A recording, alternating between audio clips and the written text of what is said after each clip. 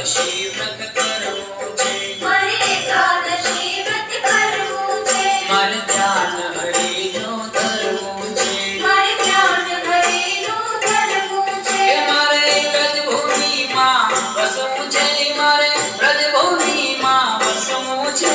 ધન્ય એકાદશી એકાદશી કરીને તો વ્રજ સુખ પામીએ. ધન્ય એકાદશી એકાદશી કરીએ તો વ્રજ સુખ પામીએ.